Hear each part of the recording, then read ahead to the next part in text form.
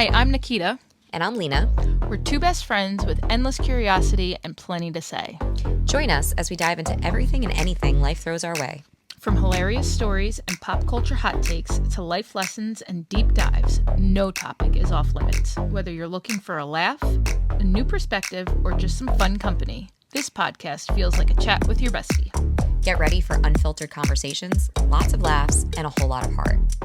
This is Two Voices, One Vibe. And we're back. Welcome back to Two Voices, One Vibe. Today's episode is going to be about celiacs, and we're going to talk to Lina here about her journey getting diagnosed, her symptoms that she experienced, and what life is in general dealing with celiacs, right? Yep, I think a lot of our listeners and viewers might be able to relate since this has since blown up. It's been 23 years that I've been struggling with this disease, but wow, really? I know It's been that long? It's been that long before people even knew what celiac was. So we'll cover all of that, but hopefully some people will be able to relate once it's kind of in the front of your mind and you know somebody who has it. All of a sudden you start to see, oh, this is gluten-free, that's gluten-free, and you kind of start to see it everywhere. So yeah, and then it's not just a fad thing, excuse me. I know I've ventured down the gluten-free rabbit hole, but not for the reasons that you have to be gluten-free. So I want to just kind of focus today specifically on celiacs, and I want to start with maybe you can explain to our viewers and our listeners what exactly is celiacs. Yeah, absolutely. So celiac disease is an autoimmune disorder. And what it does is it attacks your villi. So somebody who is gluten intolerant, which is different than an allergy. So an intolerance is somebody whose body literally cannot break down gluten. So gluten is a protein that's found in wheat, rye, barley, all sorts of different types of grains. And what it does is it breaks down your villi. So villi are these small hair-like projections that are on your small intestine. And what the villi do is normally they absorb the vitamins and nutrients from the food that you're eating so that you're nourished. But somebody who has celiac disease, confirmed celiac disease, not just kind of, an aversion to gluten, but an actual intolerance, is their villi cannot break down the gluten, and the gluten kills the villi. So the villi die. It takes 7 days for them to be regenerated, and the only way they are regenerated is if there's no gluten in your body. So you have to be on a complete gluten-free diet. So for those 7 days as they're trying to grow back, your body's malnourished and malnutritioned, and you're really not getting any of the vitamins or nourishment that's coming from the food that you're eating. Okay, and now my question to you is, for somebody who is not educated to the way you are on gluten, what is gluten? Okay, so gluten is actually the protein itself, and the easiest way to explain it is what makes things sticky in dough. Right. So a lot of times when you try to have anything that is gluten-free, you're like, wow, this is really crumbly, it's falling apart. Whether it's cookies, whether it's pizza crust, whether it's bread, it's really crumbly. So gluten is a protein that is sticky, and you can actually buy it in the grocery store. It's pretty funny. Oh, I didn't know that. When you walk down, they have an entire bag. It's like Vital Wheat Gluten. And I'm like, wow, it's a whole bag of exactly what will kill me. So it's what helps make things sticky. But gluten is found in so many different products. So a lot of times you think carbs, you think pasta, you think pizza, you think breads, things like that, cookies, cakes. But it's also found in things that you would never even think. So there's wheat in soy sauce. And a lot of different sauces or soups that people make when they kind of create a roux with flour, you can't eat that. Anything that is breaded, fried chicken, any types of gravies, anything like that. So it's really difficult. It's hidden in a lot of different things that you think it wouldn't be hidden in. Chinese foods, Thai food, because they use a lot of soy sauce and things like that. Mm-hmm. So you have to be really vigilant in knowing what you can and can't eat, and right. Kind of working your way around it. Do you find it difficult to avoid gluten? Not anymore. Okay. So when I was first diagnosed, I was 14 years old, and my diagnosis actually came down on Halloween. So oh my goodness, really? I couldn't even eat anything, so I didn't even go trick-or-treating because I was like, I'm not even going to know what I can and can't eat. Mm-hmm. So for probably the first 2 years or so, my parents were really good at making things that I was comfortable eating and that I liked, but we didn't venture too far because we didn't really know what we could or couldn't do.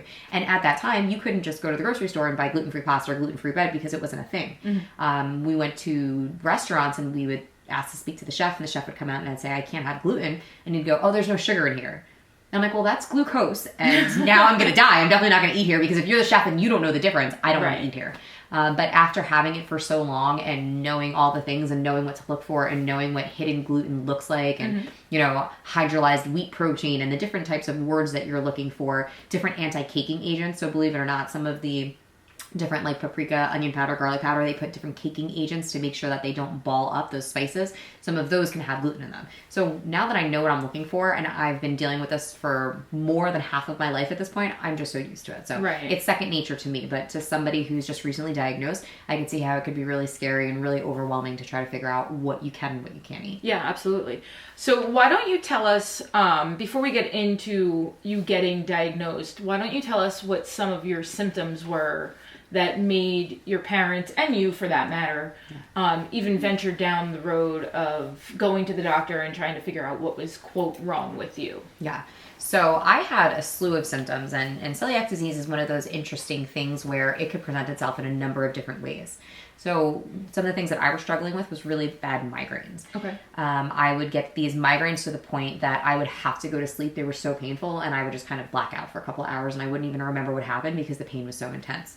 I would also have really bad gastrointestinal issues. So between having diarrhea, having gas, vomiting after I'd eat, the cramps were so intense. The only way that I could best describe them is what contractions are like when you're having a baby. Oh, wow. Okay. So like literally the muscles in your stomach start to tense up and you can't move. It even hurts to breathe. Oh, wow. So most of the time I'd be laying on the floor or laying on my bed in a fetal position on my left-hand side, just curled up in a ball trying to deal with the pain.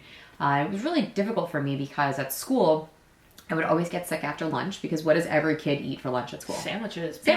Every day. Right. Yeah. So every day, within half an hour after lunch, I'd be at the nurse's office. And the nurse is always asking me, what class do you have after lunch that you don't want to go to? Why are you always in my office? And I'm like, because I'm sick. And the same thing after dinner, my brother and I would always have to switch off different chores. So whether it was cleaning the table or doing the dishes or taking the garbage out, I'd always be in the bathroom and I'd be sick. And my father would be like, Lina, it's not fair to your brother that you're always in the bathroom being sick while he has to do all of the chores. And I'm like, but I'm actually sick. Right. So my mom was really the only person that believed me. And she said, I know my kid. Mm-hmm. And she started taking me to different doctors to try to diagnose me. And at this point, this is when you were 14? No, this was when I was 8. Okay, so this started way back when you were young. Yeah, so all of the pain and different issues started when I was 8. And at the time, I remember my mom saying to me, you need to tell me what hurts worse. Is it your head or is it your stomach? Because we can't focus on both. Because we had been going to all sorts of different doctors and specialists up and down the East Coast trying to figure out what was going on. So at that point, I told my mom, I said, the headaches are probably the worst part because I kind of black out and I'm not even present. I don't even have any recollection of what's going on. The stomach pain is awful, but at least I'm conscious. So my mom started taking me to different neurologists and they basically diagnosed me with chronic daily migraines. So they put me on a preventative medication that I would take every day to try to keep the migraines at bay. And then when a migraine would come on, I would take this other type of pill that would try to stop it in its tracks. So I was kind of really doped up on this medication. It was pretty high dose stuff for adults when I was 8 years old.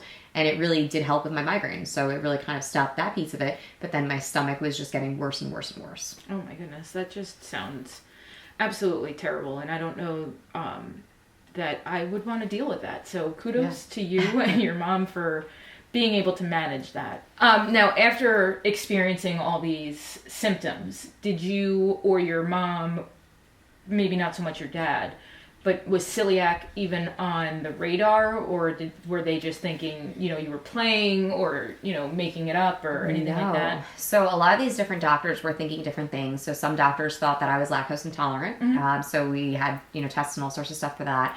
But being with the type of cuisine that, I grew up with, I was eating a lot of things that had sour cream and cheese and things of that nature. And that never seemed to bother me. So they did test me for lactose intolerance. That wasn't it. I did have some people trying to tell my mom that I had an eating disorder and that I was making myself throw up and I was making myself sick. And my mom was saying, no, I know my kid. I know my daughter. She likes to eat. She enjoys food. And she's not doing that. That's not what it is. And there were some people who were just kind of saying it's a behavioral thing. We can't help her. Okay. So it wasn't until years later when I finally went to a gastroenterologist and I started getting tested for all sorts of different stuff. But celiac disease was never at the top of the list. Nobody actually knew what celiac disease was back then because this was back in the early 2000s where it really wasn't that prevalent and it really wasn't on anybody's radar. So I hadn't even heard of the term celiac disease until my freshman year of high school. And you were about how old at this point? I was about 13 years old. Okay. So back then it was totally socially acceptable for kids to bring in cupcakes and cakes and different things to celebrate your birthday, whereas now everything needs to be, nut free, allergen free, this free, so you can't My really kids do that aren't anymore. even allowed to bring in food. Yeah, food can't even go into school anymore. So back in my freshman year of high school, somebody had come into my English class with cupcakes for their birthday and was passing out the cupcakes, and I remember my English teacher declining a cupcake, and I'm like, how could you say no? It's a cupcake. And she's like, oh, well, I can't eat it. She's like, I have something called celiac disease. And I said, well, what's that? And so she kind of explained it in layman's terms a little bit, and basically said, I can't have flour or wheat, and, I'm basically allergic to it, which isn't, the right nomenclature, but in layman's terms, I can understand to dumb it down, so to speak, for a 13, 14-year-old. Yeah. Right. And I remember saying to her, oh my God, I would never be able to do that. If I did that, I would just eat it anyway because I wouldn't know how to live without it. Not knowing that this is actually what I was dealing within a year of being diagnosed with and struggling with. Oh my gosh, that's just crazy. So you went to a I can't even say the word, a gastroenterologist? Gastroenterologist. Yep, that one too. Yep, I did. So we had been going to specialists all up and down the East Coast, as I was mentioning. And it was actually a GI in my hometown where I grew up who diagnosed me. Okay. And so how did they go about diagnosing you? So it was a bunch of different tests that I ended up having. Back then, again, because this was so fresh and this was so new, they didn't do a blood test first to see if you had genetic markers, which would be the first step nowadays. So back then, they actually sent me as a 14-year-old girl I had an endoscopy, I had 2 enteroscopies, and I had a colonoscopy. Oh my goodness. So these were all really invasive procedures where I had to drink laxatives, I had to get cleaned out before I went to the hospital for these procedures to get tested. They would take biopsies of my tissues in my bowels and my small intestines, and they would basically test to see what was going on. They were looking for parasites, they were doing blood work, they were doing all sorts of things. So when the very first test came back, my numbers for celiac disease were so high off the charts that they said, this can't be, we need to repeat the test because the numbers are skewed. Mm-hmm. So I said, okay, do I need to prepare? Do I need to fast? Do I need to do anything? No. Just come back. Keep eating whatever you're eating and come back.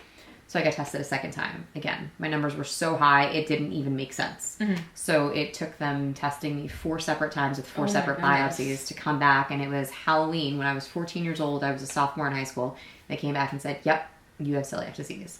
And I remember thinking, well, what exactly is that? I had heard the term because of my English teacher the year prior, but I didn't really know what it was.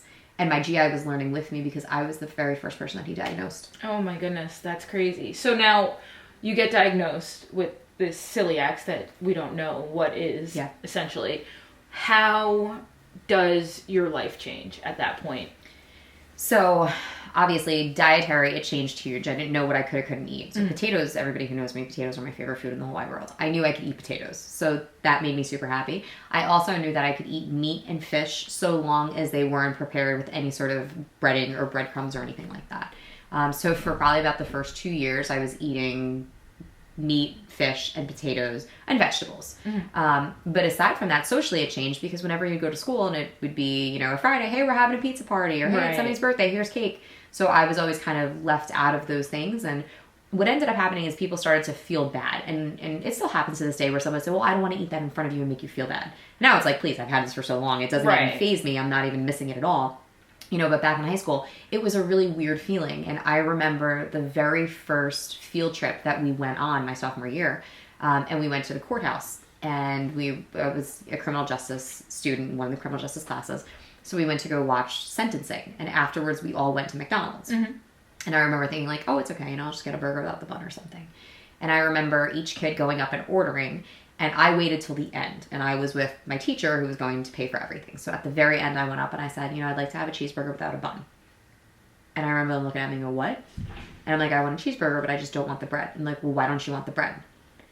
And I'm like, well, because I can't eat the bread. And they're like, well, can't you just take it off? And I'm like, no, I can't take it off. And they're like, well, we don't have a button on our screen to say no bun.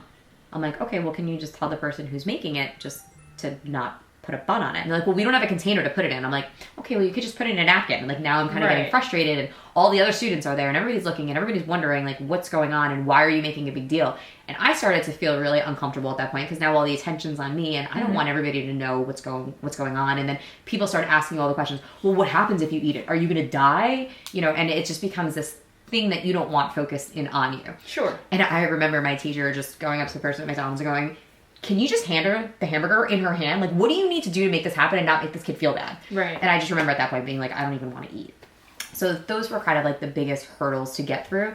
And then answering those questions whenever you were in a social situation where you couldn't eat anything and then everybody feels that, I'm so sorry, I didn't know, I didn't make you anything. Well, I can get you something. Do you want me to get you something? And then you feel bad because you feel like you're putting them out, and then it just kind of became this thing where I always eat before I go anywhere. Right. So that's kind of my thing. And then people are like, well, why aren't you eating? Why aren't you eating? And then it becomes, are you dieting? Well, you look too thin. Why aren't you doing this? And it's like, you just don't want to make anybody else feel uncomfortable, and you don't want to be a burden on anybody, so you just kind of figure it out on your own. Yeah, that's just crazy. Now, how do you manage your not even gluten intolerance, it's essentially an allergy, correct? So the difference between an allergy and an intolerance is that an allergy can be counteracted. So think about somebody who has a peanut allergy and they have an EpiPen, right? So that epinephrine basically undoes the damage done by the allergen. So you kind of get a shot in the leg, or you get the shot in the nose. Now they have the nasal EpiPen, the nasal spray, and somebody is better.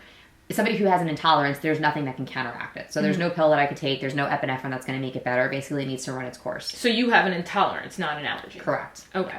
So a lot of times I'll just tell people, I can't have flour or wheat because I'm allergic to it. But people who actually understand, it's a gluten intolerance. Right. Okay. Now, with you said you've been dealing with this obviously since you're 14 years old. Yeah. How difficult is it for you to go out to dinner with friends and find something to eat? Yeah, so now I've pretty much figured it out. I mean, anywhere I can go, I could really even get a salad if that's really all I can do. But the most frustrating part is places that just aren't educated about it. And when you ask them, do you have a gluten-free menu, or is there somebody who could talk to you about gluten-free options? Like, well, you can have salad. I'm like, okay, but you also have grilled chicken, so I could have that too. And you also have steak, so I can have that too. And like, our steak's not gluten-free. And I'm like, really, do you flour your steak? Like, what do you do? I'm not asking about sauces or gravies. I'm just talking about the meat itself. Right. So just the people who are not educated about it, and I feel like when you're working in the food industry, that should be something that you do know, because you have people with all sorts of dietary restrictions. So that's one thing that I feel like you should know. So that part can get a little frustrating, but I can always find something that I can eat. Now you see a lot of, the major chain restaurants have gluten-free menus, or you'll see they'll have like a little GS for gluten sensitive. Most places won't call it gluten-free because you don't want to say anything is free of gluten with cross-contamination. So there's a certain standard that you have to have, making sure there's a certain, parts per million of gluten that are not in the food in order to be considered gluten-free. So a lot of places won't make the claim that it's gluten-free, but they'll say these are made without gluten-containing ingredients, or, this is safe for somebody who is sensitive to gluten. They'll phrase it like that. For someone who has celiacs like yourself, if you eat something that is gluten sensitive, are you okay with that, or will you steer clear of something like that? Yeah, so it's really a judgment call. There, are some things that are no-go. So you're not supposed to eat anything that's prepared in a shared fryer. So let's say, you go to a fast food place and they fry French fries, which would normally be gluten-free, with chicken nuggets, which are breaded, right? So you're not supposed to eat that because it's in the same type of oil. But let's say they use an oven where they're baking things that have gluten versus baking things that don't have gluten. So you really are supposed to steer clear of any of these things, but you need to live. So, I kind of take my chances. Every 3 years I have to go back to the GI and I have to have these tests to see how my insides are looking, because basically repeated exposure to gluten can do different things to your insides. So even if you're not feeling it or you don't know about it, you can have ulcers, you can have inflammation in the lining of your stomach. It could lead to diabetes. It could lead to esophageal cancer. So it can do all sorts of issues and damage to your insides. And because I've had it so long, they don't know what the long-term effects of celiac disease are, because people have really just been getting diagnosed within the last 10, 15 years. And I've had this over 20 years now. So they're doing different sorts of tests on me to understand what are the types of things other people may have to deal with in the future when you've had, prolonged exposure to gluten for 2+ decades. That's crazy. So now that you've been diagnosed with the celiacs for so long, do you have a go-to, let's say, pizza that you enjoy, or a go-to restaurant that you enjoy that you don't have to think twice about? Yeah. So there's a lot of different places that have like full-on gluten-free menus. There's actually a place about 5 minutes from where I work. and it's an entire gluten-free restaurant. Oh, so nice. Anything I want on the menu, I can eat, which is amazing. And you don't have to worry about it. Don't have to think about it. Don't have to worry about anything. They bring bread to the table, it's gluten-free bread. You order chicken parm, it's gluten-free breadcrumbs. Anything that has a sauce, gluten-free. All the pasta is gluten-free. All the desserts are gluten-free. It's almost like me going to Disney World. Nice. I can have anything I want, which is incredible. So those are really my favorite. And then a lot of the chain restaurants, they now have gluten-free options. So they'll have gluten-free buns for sandwiches, things like that. Or, they'll list that something can be modified to be made to be gluten-free. So that's amazing. I figured out all my different favorite brands of pasta, my favorite brands of bread, my favorite muffins. Oh my gosh, shout out to Trader Joe's. They have the best gluten-free muffins in the world. There's cinnamon coffee cake muffins. And I don't eat coffee. I don't like coffee. There's actually no coffee in them. You can't eat coffee. Yeah, well, I mean, anything coffee flavored, right? So like a tiramisu type thing or, coffee flavored ice cream or even like espresso martinis. I don't like the flavor of coffee. Ugh, it totally grosses me out. But I read the ingredients and there's no coffee in it. I think they just call it coffee to sound like a coffee cake. Yeah. Oh, it's my jam. Best things ever. What about pizza? So pizza, shout out to Domino's, the first major chain that has gluten-free pizza, which is amazing. The pizza is actually really good too. They do have a disclaimer that says you should not eat it if you have celiac disease because it's prepared in a common environment with other things. But it's the same thing if you go to your local pizzeria and they have gluten-free pizza. They're making regular pizza too. So you really do need to use your best judgment and, see how it affects you because sometimes you have people like my brother. My brother has celiac disease as well, but he's asymptomatic. So he doesn't feel any of the symptoms, but he has the same internal damage that happens to him. So depending on your sensitivity level, you may not know that you're being glutened when you are. Okay. I'm actually very sensitive to it. So if I were to get Domino's and somehow there were some bad cross-contamination within 20 minutes of me eating, I would know for sure I've been glutened. But knock on wood, I have not gotten sick eating Domino's pizza. I will order it when the hunger strikes at 12:30 at night, and I will eat some gluten-free buffalo chicken pizza in my bed, and nothing makes me happier. Regrets. Zero regrets. Yeah, pretty amazing. What are some pet peeves of yours regarding celiacs and the way people, just interact with you or interact with people in general who have celiacs? So my absolute biggest pet peeve is when somebody finds out what I have and I tell them and they're like, wow, so you can't eat cake, you can't eat pasta, you can't eat bread, you can't have desserts. And they're like, wow, I wish I had that because I'd be thinner. Oh. That's just insensitive. I think it even is a step above insensitive and it's just ignorant, because this is an autoimmune disease, right? So it's like having diabetes. Do you also wish you had diabetes so you couldn't have sugar? Why don't you just wish you had some willpower and some self-control so you can just watch what you're eating if you want to be healthier? Or why don't you start exercising if you think that's what you need? But to say that you wish you had something that I'm going through that causes a whole host of other issues and it's related to a lot of things. They don't know how miserable you feel when you do get glutened. Right. And the effects that it's had and the surgeries that I've had because, it's eaten at the lining of my stomach or because I ended up having a hiatal hernia that needed to be repaired and different things that have happened over the years because of the celiac disease. So yes, it's very insensitive, but it's also pretty ignorant to say something. So that's my biggest pet peeve. My other one is when people think they are gluten-free, but they're really just doing it because they think that it's going to be healthier. And you have to think gluten, like I was explaining earlier, is the sticky part that holds things together. So when you don't have that and you're trying to make a gluten-free pretzel or a gluten-free bread or a gluten-free cookie, you're putting a lot more crap in there to get it to stick together. So it's not essentially healthier. Right. When you're doing a gluten-free replacement of something that naturally has gluten in it, it's never healthier. Eating gluten-free and just eating healthier in general, so things that are naturally gluten-free, sure, that's healthy because you're eating meat, you're eating fish, you're eating vegetables, you're eating everything kind of plain and raw, like a regular raw diet. That's one thing. But when people are going out and buying gluten-free bread and saying, I'm doing this because it's healthier, that's not healthier, and they're just not educated about it. And people like that make it harder for people like me who actually have celiac disease because, they'll take bread off of something and they'll eat the inside when I can't do that. And when I tell somebody, if a server brings something to the table and I said, I'm so sorry, but I asked for it without the bread because I can't eat it, for them to just kind of take it off in the back and bring it back to me. And I don't know now because they saw somebody else do that and it was okay for them, but they didn't actually have celiac disease like I do. So those are kind of my two biggest issues. People who are making it seem like it's a fad diet or it's really not that big of a deal. And then the people saying, well, I wish I had that because I wish I was thinner, I wish I was healthier, I wish whatever it might be. Right. Do you have any other recommendations or ways to go about bringing it up to people's doctors if they think they might have, whether it be celiac or just another kind of GI issue. Yeah, how would you go about bringing that up to your doctor? Absolutely. So with celiac disease in particular, it's genetic. So it's, somewhere in the family line. The only thing that's really difficult is because it's now just starting to really become popular, is you might not know if your grandparents had it before they passed because they had never been tested for it. So if you are interested in getting tested for celiac disease, the number one most important thing is to not stop eating gluten. Really? Yes, because it takes 7 days for gluten to be entirely out of your system. So if you stop eating gluten for a month and you're like, wow, I feel great, I should get tested and see if this is what it is, and you have no gluten in your system and you get tested, there's no gluten for your body to detect, there's no issues going on in your body because for those 7 days that it's been out, your body's been healing itself.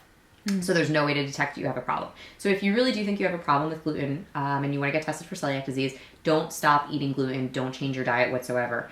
The first step would be now you can go get a blood test. Okay. So there's 2 different genetic markers that you would get tested for. So if you have the possibility of having celiac disease, you would have to have at least one or both of those markers. If you don't have either of them, it doesn't even make sense to go further and have a biopsy done because you can't possibly have it without having one of those 2 markers. Okay. Now, it's totally possible that your blood work comes back and you have one or both of those markers. Your celiac disease may not be active. So basically my daughter, she was having some stomach issues, so we had her tested. She has both of the markers for celiac disease. She had the biopsy done, and her celiac disease is not active. Okay. So it could be at some point in your life where you have some major life changes. You could go through stress. You could go through puberty. You could go through menopause. You could have a baby. It could be something major that happens to your body that activates the celiac disease. Okay. So you can have both of those markers and live your entire life and it never become activated, or it could become active at some point. So luckily, my daughter, she's 16 now. She doesn't have any symptoms. Her celiac disease isn't active. She has those 2 markers, so it may happen one day for her. Sure. I pray to God it doesn't. Absolutely. But that's the first step.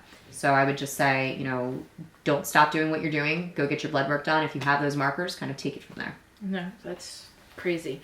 Now, if it's okay with you, I want to invite our viewers on YouTube and our listeners, if they have questions, that they can definitely reach out, whether it's via email at 2 voices1 You can also find us on Instagram and on TikTok, at 2 voices 1 vibe. Again, that's the number 2 and the number 1. And Lina can get back to you with any questions. And if she doesn't have the answer, we can direct you to your doctor, because neither one of us are doctors. Granted, you've dealt with this your almost entire life at this point, but we're not giving medical advice. Yeah, we're not giving medical advice. We're just sharing Lina's story because she's been through so much, and we've been friends now 8-9 years, and it's an ongoing joke between us, but we have that relationship where, I can turn around and say to her, don't eat this, you're going to die. Yeah. But I don't do that to just anybody. So if you're having these issues, definitely reach out to your doctor, get yourself tested. If you have questions, again, you can email us, catch us on TikTok or on Instagram. Lina, do you have anything else you might want to say or suggest, or anything else in general regarding celiacs and being gluten-free and, whether it's whatever you might have? Yeah, so just as an aside, I know I shared some of the symptoms that I have, but celiac can present itself in a wave of symptoms. So I've met people who get seizures from having celiac. Oh, wow. I've met people who get skin issues. They develop psoriasis. Mm-hmm. So even if, you're experiencing something very different than the way that I explained it, it still may be celiac presenting in a different way. Sure. So, don't think that just what I went through in my story and how I experienced it is, comprehensive of the ways that celiac can present itself. So there are different ways.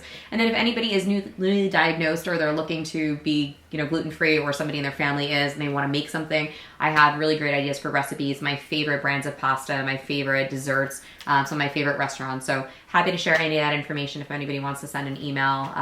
As Nikita had mentioned, the number 2 voices, the number 1 vibe at gmail.com. Be happy to share all my recommendations, and just want everybody to stay healthy and stay safe, and make sure that if there's anything going on and it's not you, be your biggest advocate and be your biggest cheerleader. Because if it weren't for my mom pushing the doctors and pushing my dad and pushing the school nurses and pushing everybody who said, no, your daughter's fine, there's nothing wrong with her, Who knows how long it would have taken until I was diagnosed, and then who knows how much worse things would have been by the time that they caught it. Yeah, absolutely. So make sure you're listening to your kids. Make sure you're listening to yourself. Nobody knows your body better than you do. That's the truth, and I say that all the time. Yeah. But yeah. Well, thank you for sharing your story with us. Thank you guys for listening.